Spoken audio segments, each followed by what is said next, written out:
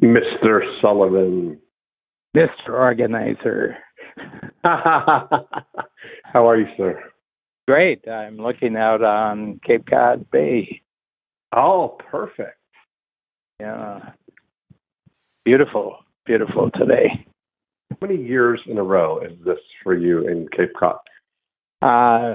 Not just in Cape Cod, but in a particular town. So this is Wellfleet, which is up near the top. I think it's just 13 miles from Provincetown, which is the outermost point with Cape Cod. And this is your 34 in a row, 34 straight years. Wow. Yeah. I love stuff like that.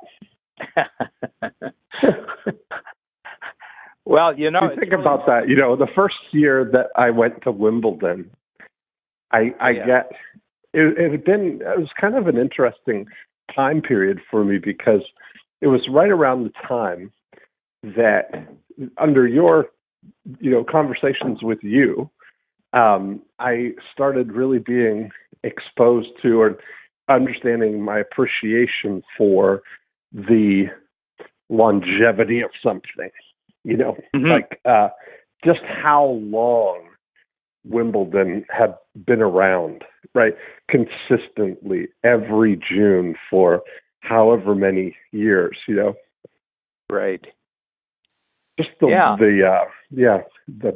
I think that, if it's been a good activity, because sometimes there's longevity of bad activity, right. But if it's a good activity, the location or the event that you're going to actually takes on a kind of a quality, and people feel it. When you go to a place like that, you feel it because there's a tremendous buildup of positive emotion around a place, and I'm very sensitive to that. There are two restaurants where we go in Toronto, both of them French bistros. Jacques Bistro, 40 years this year, 40 years in the same place, and Le Select Bistro, 40 years in the same place with the original owners. That's the interesting part about it, is that you have the original owners who must have started very, very young. I mean, they must have been in their 20s when they did it. But it's nice to see the kids there too now. Yeah, and we just enjoy going there. And I'd be hard pressed, really. Maybe there's a couple other restaurants in Toronto that predate that I've been to, but I don't have the same connection and attachment as I do to these two. And it's one of the interesting things about French bistros is that the owners dare not change the menu. If they screw around with the menu, they'll get a lot of complaints. Like you go to some restaurants and you say it's the same old thing. Well, with French bistros, one of the highlights of going there is that it's the same old thing. Which fits with me perfectly because it's, as you know, the exact same thing. Yeah. That's so funny. Well, it's an interesting thing. I mean, interesting that you should bring up the topic because I'm very open to change in my life, and I have to be because I have to be creating new stuff all the time, and I've got to be really aware of changing challenges, changing opportunities for entrepreneurs. It's the nature of what I do for a living. So I've got to have part of my mind completely freed up to, deal in a very positive way with new things. But what I've discovered is that my ability to do that also depends that I've got a whole number of factors in my life that are not changing. They're not changing. Cape Cod is one of them, and I could list another half dozen locations where pretty well every year Babs and I will make our way back to that to that location, and there's a familiarity which I find very comforting, and including your home. I mean that's I think it's an interesting thing. It's like that you've got this, if we think about it as you're writing this symphony of a life, we've got this constant time signature and perhaps the baseline, but there's lots of room for exploring different melodies for lots of different bars, Yeah, and I'm open to new places, but I definitely know that when I go to a new restaurant or I go to a new hotel or I go to a new place, I'm comparing it immediately. I'm comparing it immediately. I'm just like that. I'm always looking for an incumbent. That's set by my favorites, and I'll sit there, and it's not like I've got a sheet of paper out and I'm going down and I'm writing it, but in my mind there's either a resonance or a non-resonance. It's either coming up to the standard or it's not coming up to the standard, and I'll say, kind of neat, maybe I'll come back once or twice, but it's not going to be a regular thing. Right. That's funny that we say that with hotels because it's the same thing, and I feel good. I've found my new home in London for the Breakthrough Blueprints is the new Four Seasons at Trinity Square, which is this was the first season for it, but it's great. I feel like that's a good anchor for me for that's right the on next the river. That's right on the Thames, right? Is it? It's right on the Thames. It's absolutely beautiful. Yeah. London's got a lot of things like that. That's why. I mean, the other thing is that my favorite cities are New York, London. I would say parts of Los Angeles because I don't even know. It's kind of hard with Los Angeles to know where Los Angeles actually is. Right. But Santa Monica, very definitely. I love Santa Monica. And Shutters, which is a favorite hotel there. We stay there at least once a year. And it's really interesting. And I'm just bringing this back to the topic of Joy of Procrastination here, that part of see if you relate to this. I'm thinking that where I'm procrastinating is where I'm getting into something new or something new is called for, and running it against some other experiences. And I'm saying, gee, I wonder if this is going to actually live up to the opportunity that's being promised here, and everything like that. I'm just wondering if you have that too. And because I've got some, real gold standards in my life, including relationships. Especially relationships, because all these places are really centrally connected with, first of all, the relationship I have with Babs, and then my favorite people, you being one of them. So you're making room for new things in your life, but the standards go up as you get at 73. My standards are quite a bit higher than they were at 53. I get that. I can see that. Absolutely. I always do that. It has been one of the greatest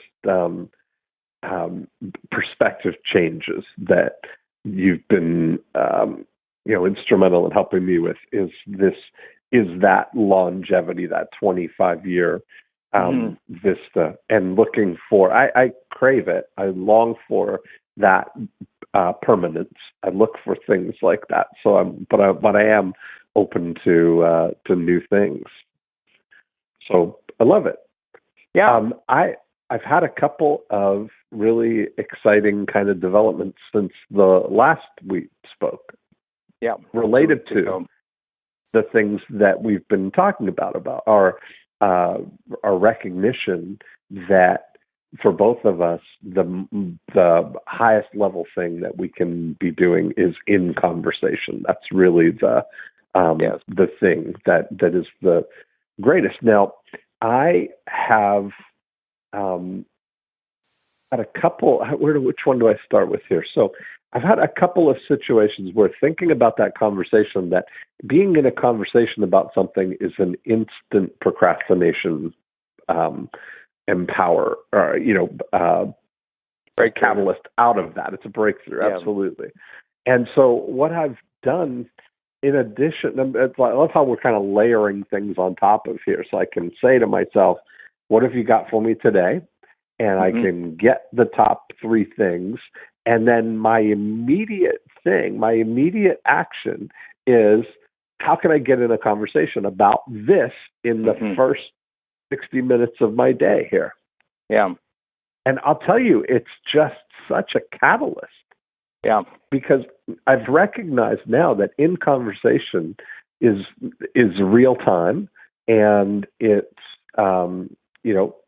I say that word catalyst. It is catalytic in that there's sparks flying, and that you're engaged about something specific. Where procrastination is really the on the negative side of it is something that we do alone and not having conversations about it. The only people we're having conversations with about it are ourselves.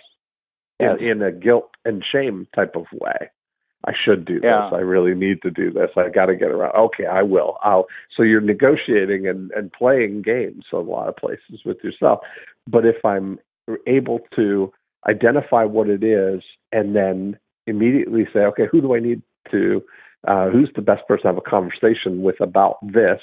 And then immediately institute that or initiate that conversation through text, or I've taken to even just picking up the phone, which is so not the introvert thing to do, but it's been a catalyst. And I'll tell you the other thing. Can you give me a situation where you've done this? I mean, over the last 2 weeks, because this is a new thing. Yes. Okay. So there's been a lot of different things, but I couple it with this idea that I read an article that somebody had written about looking at our time, looking at just an interesting way of looking at time as 10-minute blocks, that we get basically 100 10-minute blocks in a day if we're awake for 16 or 17 hours, right? So if you're looking at these as like physical blocks, like the building blocks that we're going to build our day in 10-minute chunks, that we basically have 100 of those to work with each day. Right. And it was a very interesting thought, because that, regardless of the time of day, like that to me kind of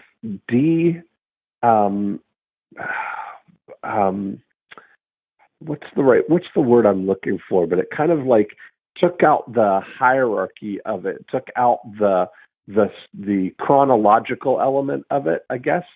Took out the it starts and is going, and made it that things that I'm going to do are going to take some number of these units, right? Like if I can initiate a conversation with somebody in 1 10-minute block, and it doesn't matter that starts at 2:00 or at 3:00. It took for me, the time dated thing out of it in a way, and just started looking at, well, what's the thing, and what could I get done in 10 minutes of this, right? Yeah. And so I look at that. You can initiate a conversation and set up a time to have a conversation with somebody in 10 minutes.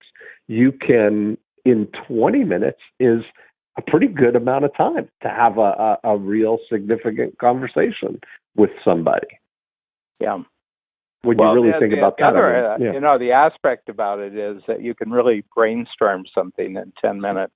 That's it. I mean, and brainstorming with someone else is 10 times, it's got 10 times the value. It was really interesting. About 15, 20 years ago, I got on this thought of why 24 hours? Right. Yeah, the vast majority of people, when you talk to them about time, you begin to realize that they've never really actually given any thought to the time units that you're born into. We're born into days, we're born into hours, we're born into the week with 7 days, and and it's never occurs to them that at one point these were arbitrary. In other words, there was some point in history where somebody said, why don't we do this?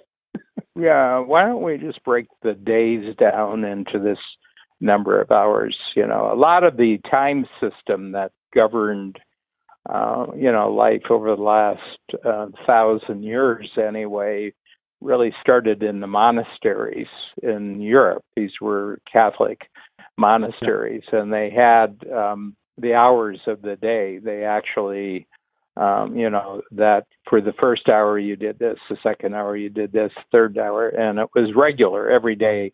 It was the same number of things, but it was about, somewhere between 12 and 15 different things you did, and they had names.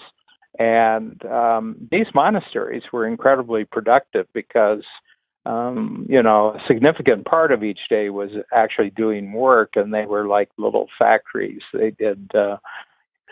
did farming, they made wine, they created all sorts of, different objects, different tools and everything like that, depending on the monastery.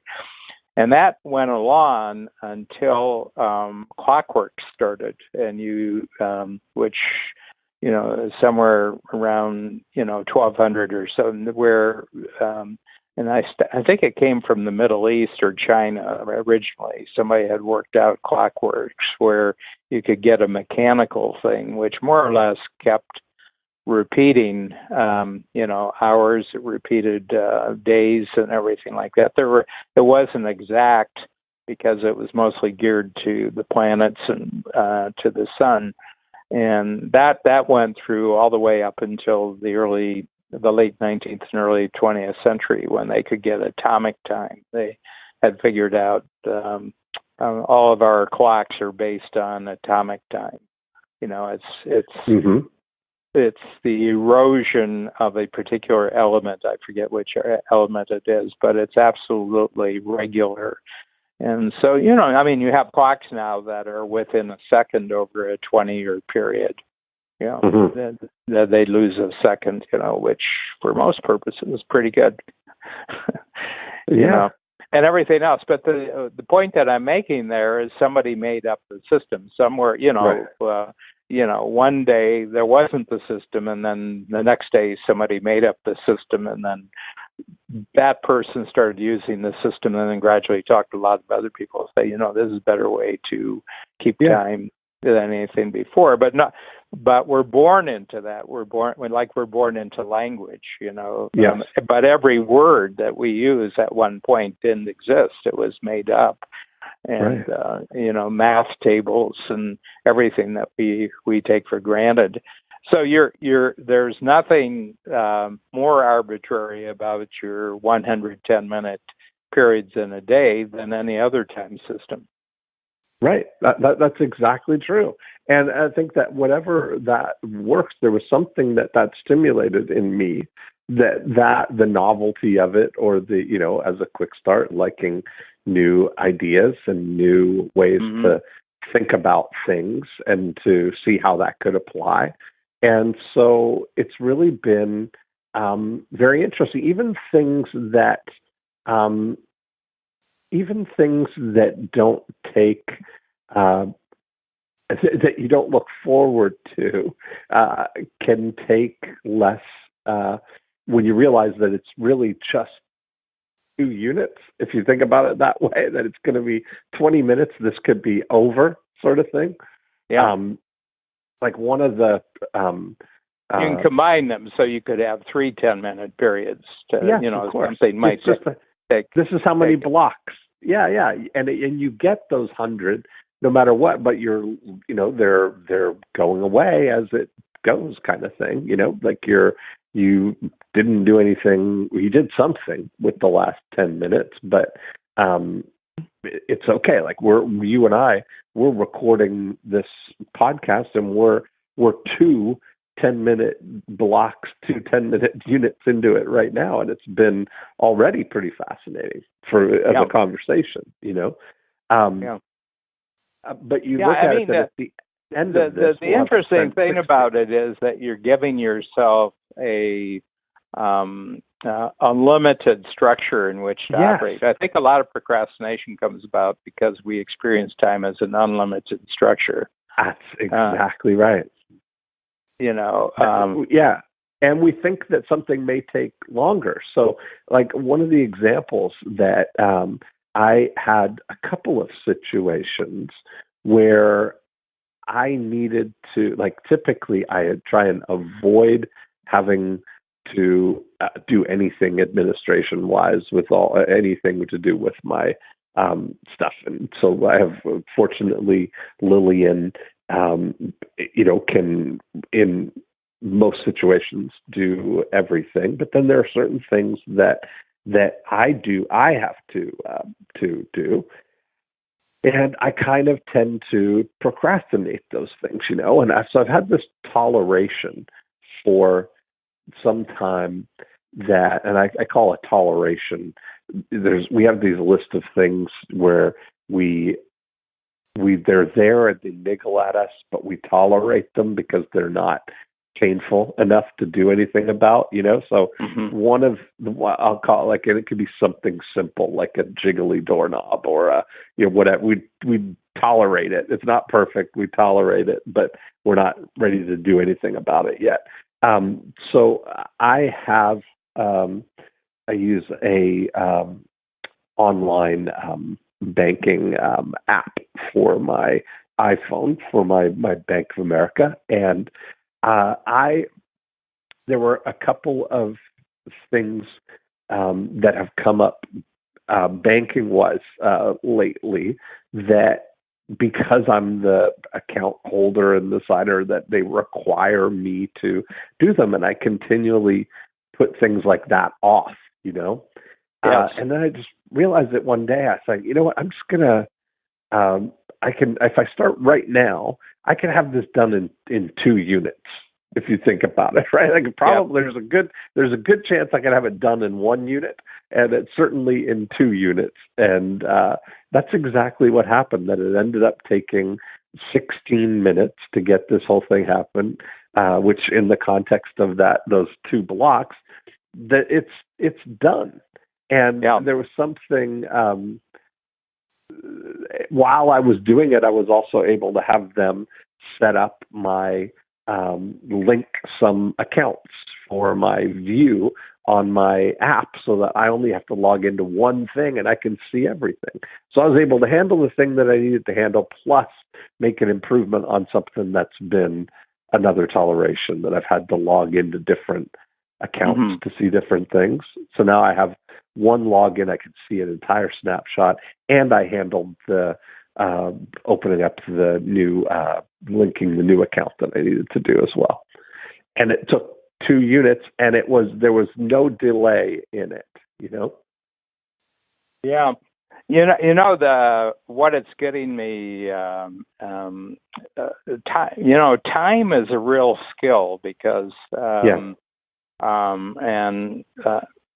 what you have just exhibited is a skill with time. In other words, that you're independent enough from other people's notion of what time should be, that you can say, well, how would I find time most useful? And you created this system.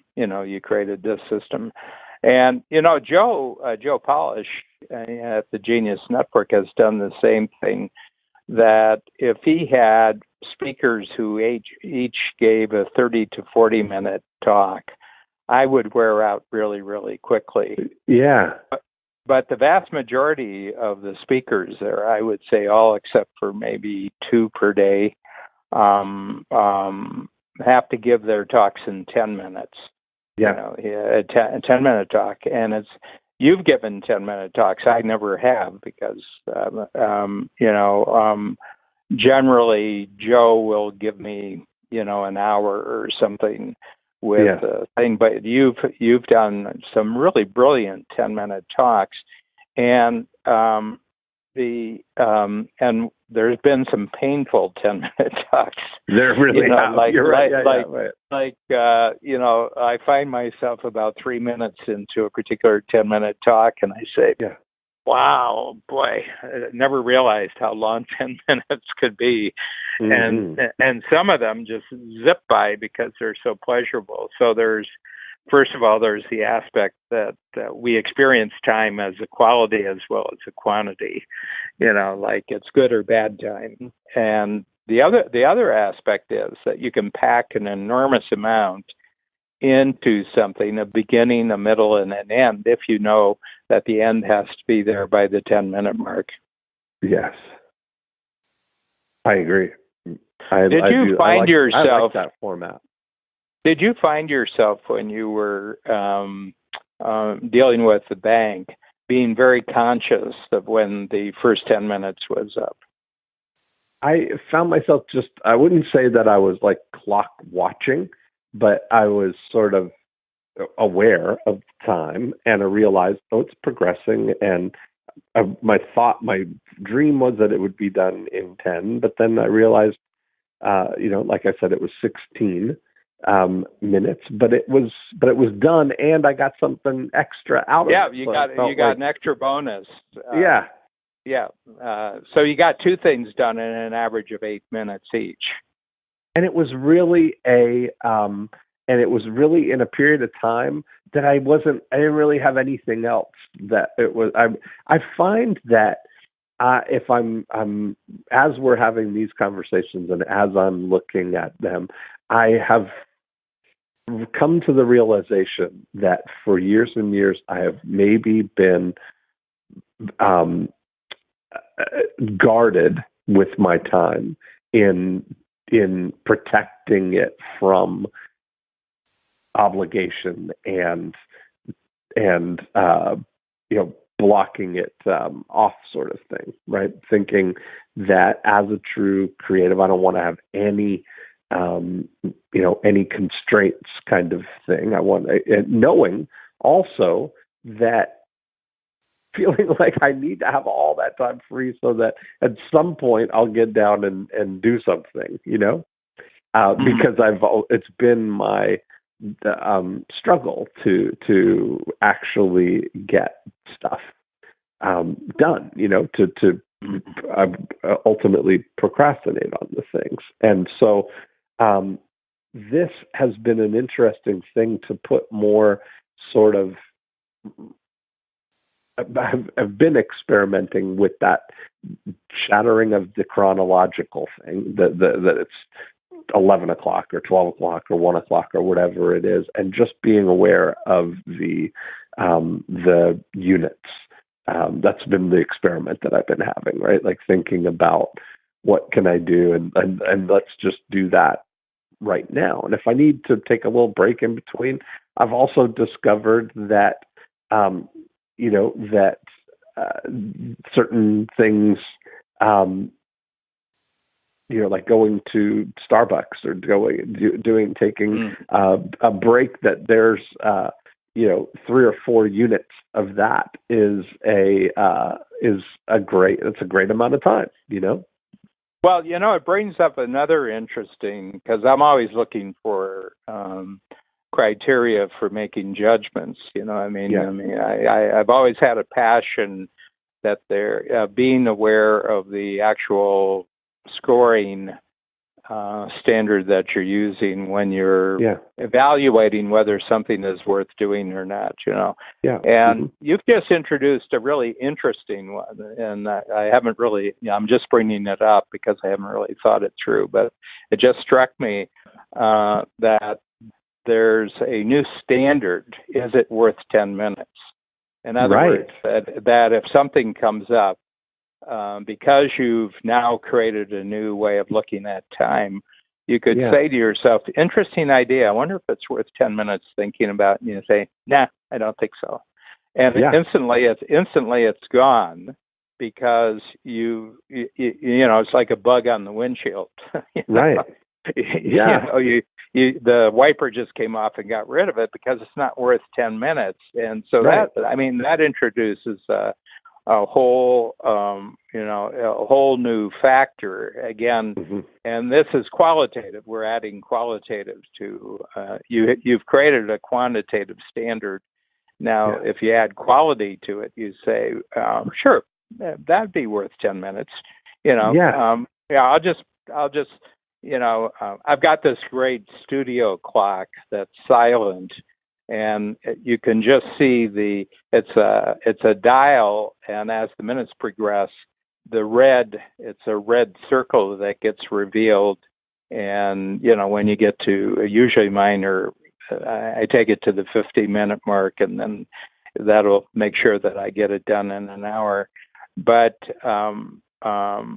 you could do it for 10 minutes and simply say, this would be really worthwhile. Or the other thing is, I wonder how much I can get done in 10 minutes. Okay, I'm going to give myself 10 minutes. I wonder how much of this project I can get done in 10 minutes. So there's lots of different dimensions to what you're talking about here. Yes.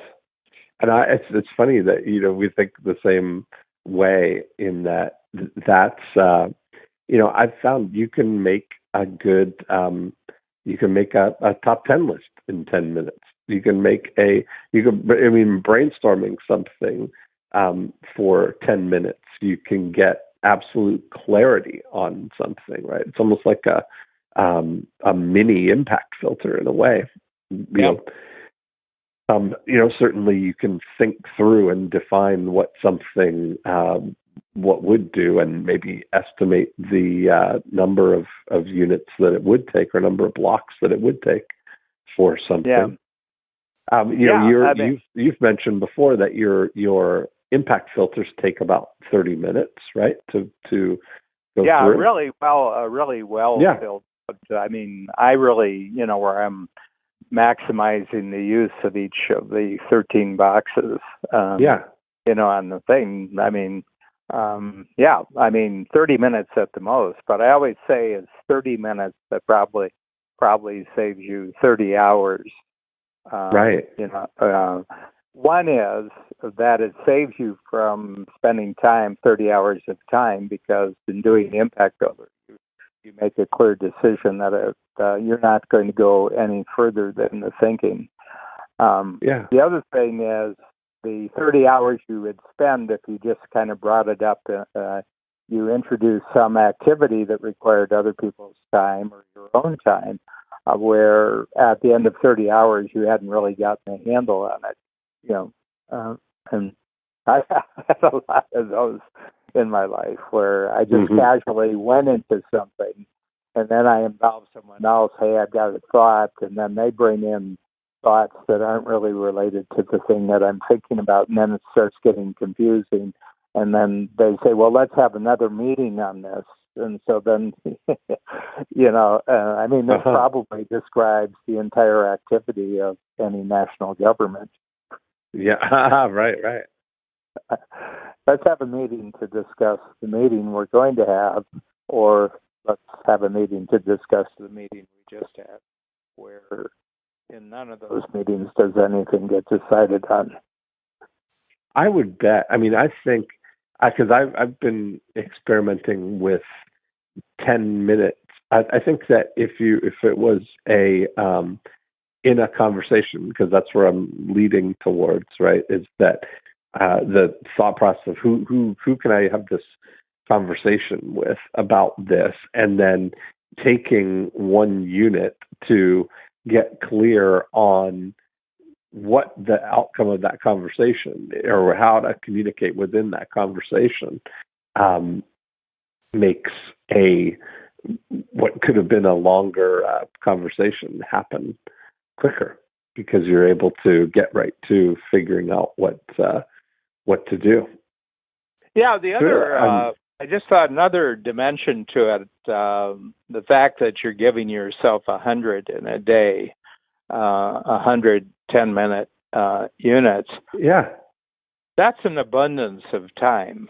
Exactly. Yes, that is exactly right. When you think about meditating for 2 units, two boxes, or riding or doing your Vasper machine for is 10 minutes. Well, to do it would be all in and out. It would be 3.5, because there's you know, you have, if I'm really being honest, with the setup time and then the actual exercise time, and then you have a 10-minute. You're recommended to have a 10-minute cool down period. So, you know, But you think about that, even 5 blocks out of 100. Yeah. When you think about that, 5 blocks out of 100, that does sound like such a minor amount of any day when you really think about it. If you can't, it'd be 1/25th of the day. Is it worth 120? Is it 120? Is it worth 1/25th of my time budget? Yeah, absolutely is. The other aspect is that I've got, and today is day 190, and I came across. I just read this article. It must have taken 2 minutes, so not even a 10-minute unit to read it. But it was talking about that there's an exercise you can do in the morning. You know, you could do it outside if you are into running, or you could do it with stair climbing. But I use an elliptical machine when I'm in Toronto and Chicago. But if you get on the elliptical and you do 3 minutes, just warming up, just, you know, easy pace warming up, and then you do 20 seconds hard sprint. You're going as fast as you can, and then you give yourself 3 minutes, and then 20 seconds, and then 3 minutes and 20 seconds. 3 minutes, 20 seconds, 2 minutes rest period, you know, where you're just going normal. But it adds up to 10 minutes, and you get 3 sprints in. And what they've discovered, that the aerobic impact of that is equal to 1 hour, so 6 10-minute talks. That 10-minute thing is worth aerobically what it does to your system than if you were just normal. You got on an elliptical machine and you kept it at the same pace for an hour. So by doing the 10 minutes in this way, it's equal to what just getting on the machine and exercising at a normal rate for 60 minutes. So very, very interesting. But wow. And the reason is because it's intense and it's interval. So it's the movement, that interval movement between very intense exercise to easygoing exercise, and, you know, just doing 3 of them does it. So I've done that now. 100 out of 190 days, I've done it 188 days. I've missed 2, and, you know, it's a little bit more than 6 months. That's so great. That's really great. I'm enjoying like this sort of like layering of all the things that we're discovering here through these conversations. Yeah. You know, like that. Yeah. I think that idea, if I just look back at what is stacking now of, you know, first this thought that procrastination is a superpower and an actual productivity helper, to wake up and say, you know, what have you got for me today? And then to stack that into who can I talk to? Who can I get into a conversation about this?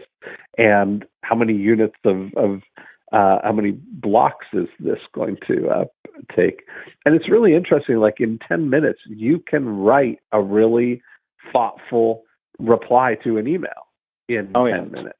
You can write a quick like text you can text 5 or 6 people in a 10-minute thing if you're clear on who they are, Mm-hmm.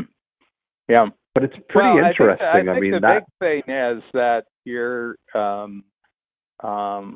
I think that one of the things that people don't add to their activity, when I talk to them about activity, they don't say, one of my great breakthroughs in life was to do things to time, do activity time, or do it to space.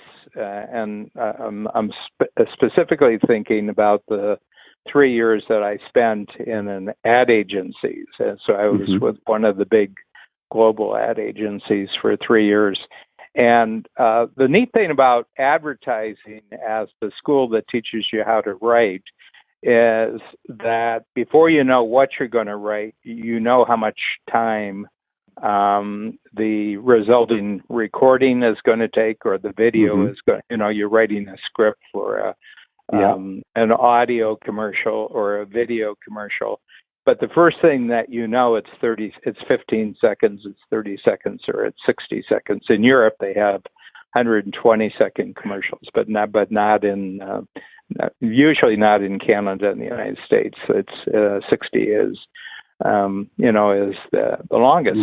The first thing that you are conscious of before you even begin to deal with what you're going to write about is you're totally conscious right up front. I got 60 seconds to pull this off.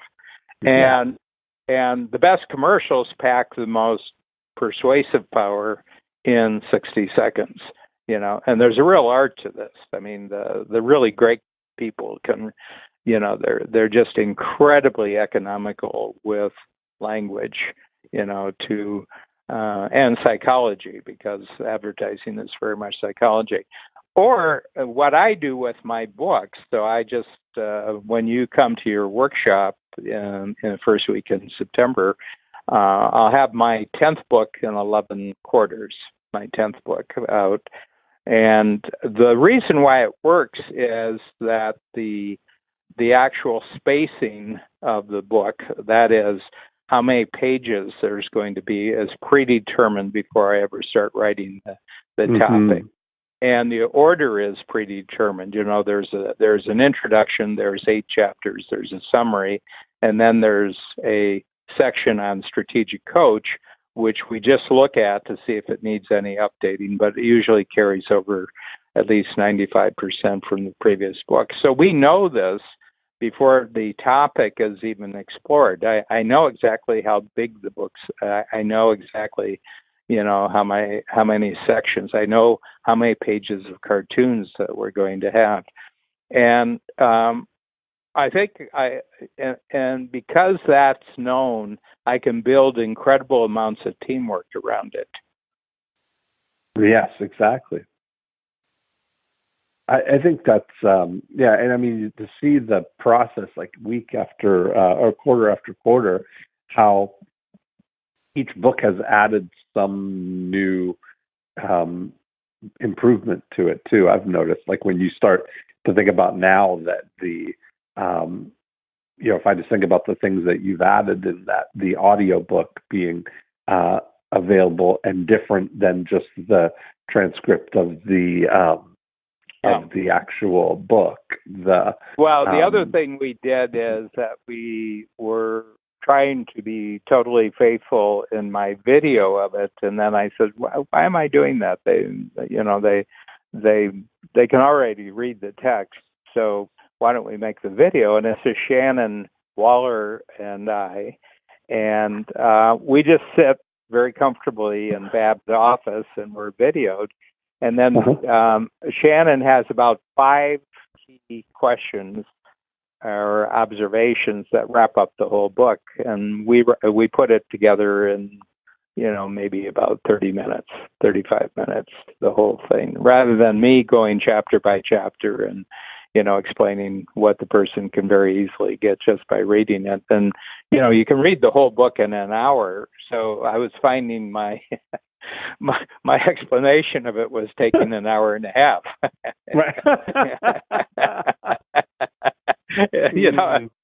Crazy things, because I was just being slavish, to the, and I said, look, you did a better, you were more economical and you didn't even write it. Now you're spending an hour and a half on it. So I just find, a free-form discussion. And again, it adds another dimension to it. I'll say things if I'm not, chained to the actual progression of words that are in the text. So this is, but we're exploring a really, really interesting topic, is that procrastination comes from something you're very unclear about or uncommitted about time, how you handle time. Mm-hmm. I mean, virtually everything we've talked about here is what you do, since we started in July of 2016, virtually everything, every topic, every new insight we've had is about the understanding of time, the organization of time, the utilization of time, procrastination. The reason why you're procrastinating is something off about your time understanding or time organization. Yes, I totally get that. And it kind of fits with what we're talking about. Like, this is really, it fits with more of an entrepreneurial approach to time, or a creative approach to time too, as opposed to the chronological time really is kind of a bureaucratic approach to. Yeah, and I was looking at the first statement, because this is the number 3 mindset for this one. Just to get a little bit of discipline in here, Dean, before we have to sign out. You were trying to avoid the discipline. No. But it's caused by our ambition. The number 3 is that procrastination is totally caused because you have a picture of something that you'd like to achieve in the future, but you're running into some roadblocks with your ambition. Your ambition is introducing something confused or complicated or conflicted in your thinking, and that's really why you're procrastinating. But the first one, I mean, you just brought up the word bureaucratic, but the first statement is you feel totally trapped in a business where better results are opposed and prevented. That sounds like a good description of bureaucracy. And I think it's the tyranny of their time system that makes bureaucracies so unsatisfying for people who are in them. I think you're right, because it's almost like, well, these are the work hours, and these are you gotta. I think that's really something, because it is, it's kind of like 9 to 5. That's the bureaucratic business hours, and you can feel totally trapped in that, because if you really look at it, if we take those things, that's really less than half of your available 10-minute blocks. If we kind of try, instead of trying to just constrain them within that trap of the work day. Well, here's a thing, Scott Adams, the cartoonist, who's love him, who's been doing such great blogs on the political scene for the last 2 years. But Dilbert, the cartoon that he pioneered, but this would be a typical thing. Dean, you have an idea, and you encounter me. Let's say we're getting coffee and we're working in a bureaucracy, and you say, Dan, I have this really interesting idea, and I look at my watch and I say, Dean, why don't you send me a memo on it, and cross-reference so and so and so too, and then we'll have a meeting and we'll talk about it. Mm-hmm. Okay. But because of our schedule, which is already really packed, the first time that we can actually talk about it is 3 weeks down the road. And but first you have to write a memo to it, and there's a standard form in which the memo has to take place. And you just don't have the juice for writing the memo to set up a meeting for 3 weeks down the road to talk about a topic that you're the only one that knows about. And that idea is, as Scotty said to Captain Kirk, she's dead, Jim. Right. That idea is dead. And that just shows you, I think, that it's the tyranny of the time system that kills any possibility of a new idea. Yes. Yeah, I get that. And it's an interesting thing, because it does come back to when, what I said earlier, as creative, realizing that for new ideas, it takes time. And I recognize that in the past, it has required that I keep all of my time free so that I'm available in case I am able to wrestle myself into focusing on something. But this kind of thing really, it's almost like I can select this little kit. If I can attach to what my next step is on something, I'm able to have a sense of how much I can spend one of these blocks on it at any time. At any time. I think whenever I have. It's very motivating, because I can, even something that I'm not looking forward to, I can do it for 10 minutes. Right. I can do it for 10 minutes. The maximum commitment I'm required. Well, let's just put 10 minutes into it. Yeah. And I think it's. I think you're really onto something here. This really strikes me as a very phenomenal way of structuring time. Mm-hmm. And very, very manageable and very, very abundant within a very, very abundant context, Yeah. Geez, I got 100 of you on any given day. That's it. I found that to be, that's much more practical in my mind, because the fact is that I get 100, but my ability to deploy them is diminishing as the day goes on, kind of thing, right? Like I can't at the last, that at the end of the day choose something that takes 30 of them, for instance. Yep. The time that you have them, I get that sense of abundance, but also married to the reality of that, the chronological time being the reality of it, that I can, it's up to me, I can deploy as many of these blocks as I want, or they can, or it'll just happen, which I find a lot of the time. I would be interested to hear your, excuse me, Dan, your assessment of the amount of time that just kind of is, I don't want to say not wasted isn't the right word, but undeployed, consciously, that were not conscious blocks that you chose to put in them, kind of thing. Do you have a sense of that? Yeah.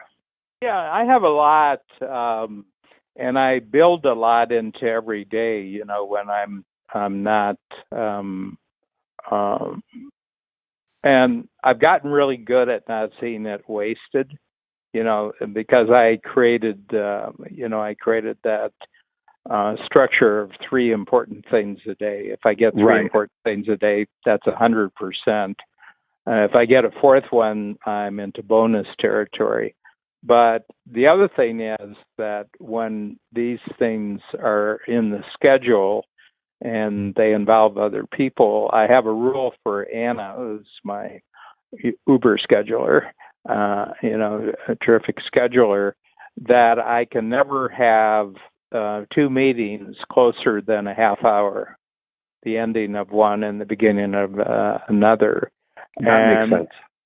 And the reason is that, first of all, I don't want to feel pressed. Like if the one meeting goes 5 minutes over, I still have 25 minutes, and I just want to clear my head, and and then I'll be ready 3 or 4 minutes before the next one starts. Totally focused on that. And my meetings require, if I'm meeting with someone, requires an impact filter. So, you can review. So I'm not pressed, and it's very intentional. It's either someone else's impact filter or it's my impact filter that's driving the meeting. No impact filter, no meeting. That's my rule. And so, but if I get those 3 done in a day, that's a great day. But, someone from the outside would look at that and they said, well, there are 5 other hours that you didn't use there. And I said, well, use them for what? Right. Yeah, use them for what? Well, you could have done this and this and this. And I said, well, that wasn't none of those things that you talked about around my the 3 most important things for the day. And I could see the frustration, people saying, well, God, do you realize how much more productive you would be if you just utilize those other 5 hours, which you seem not to be utilizing? I said, I've tested that theory over 70 years. And I said, I actually end up less productive by looking at it the way that you're talking about. My 3 a day, 5 work days, probably 6, because I always use Sundays for writing, and then I take big blocks. It's pretty good. I said, I feel I'm making a lot of progress. I'm enjoying the work, and I'm very satisfied with the life I'm leading using my system. How do you feel about your life from that standpoint? See, I feel I always have more than enough time to get done. I was just going to say that there's that. If you've got 100 block allotment every day, and the things that you really want to get done require 30 of them, that you got more than abundant. enough. That's an abundant place to come from. You're at a rather than, it's not about trying to try to really line up every block in the most efficient way so you're squeezing the most out of it. It's to really, I think, use the blocks to do the most important things, like your 3 ideas, and to have a relaxed pace around all of it, Yeah, well, this is a thought for the next one, because we are 1 minute, 2 minutes from the end of our 6th 10-minute block for this particular podcast. How do you feel? How do you feel about what we've accomplished with our? I think we've done. I think it's been fantastic. Yeah, everything. But here's a thought that I've been thinking about, because I do the, I do the podcast series with Peter Diamandis, and